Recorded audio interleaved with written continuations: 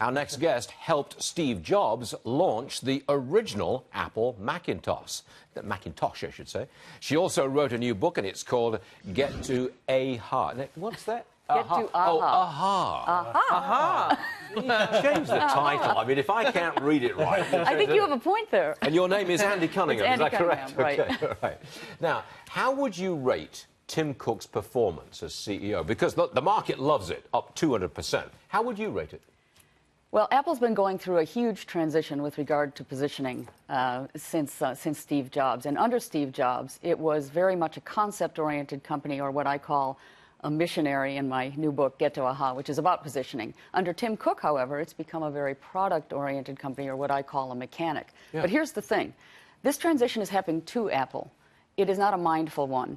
And that puts Apple behind the 8 ball as it relates to their corporate positioning. I don't get that. Explain that. Explain it. Well, it puts Apple behind the 8 ball in terms of its corporate positioning, in danger of losing control of their marketing message. In other words, if you don't know who you are at your core, you can't be in control of the messaging.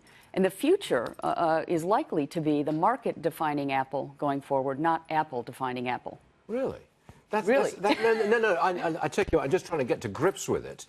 You're saying that Apple's future is a little cloudy, bearing in mind the direction that Tim Cook has taken this company in. Am I right? Sort of.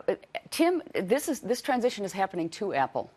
Tim is not in control of this identity shift. He's in control of a million other things, and he's doing a really nice job operationally.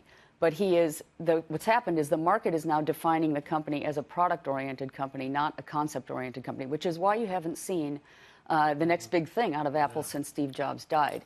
That's okay. It's okay to be that kind of a company, but you have to be in control of the messaging around that kind of company, and they're still relying on the old marketing strategy. Have you any idea from your sources? I know you've been right inside Apple, obviously.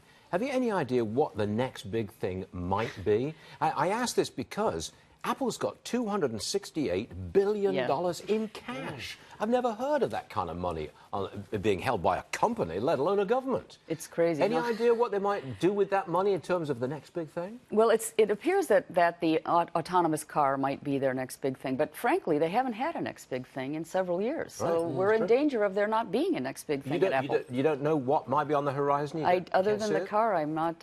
no, I don't see it. Okay.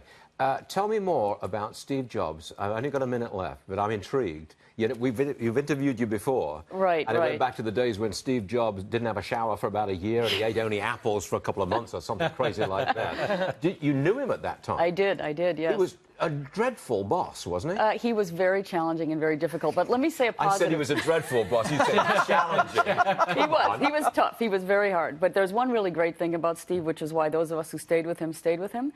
He was very pure in his agenda to change the world. Money, power, women, none of those things were part of his agenda. And in today's world... That's different. Thanks to Harvey Weinstein. That's different. It's hugely different, and it's incredibly refreshing. Okay, I'll take your word for that. Andy, this is fascinating stuff. And the name of the book again is? Get to Aha. Get to Aha. It's a book about positioning. Positioning, okay. Aha. Andy Cunningham, thank you very much for joining us. Thanks, Stuart. We obliged you. Thank you.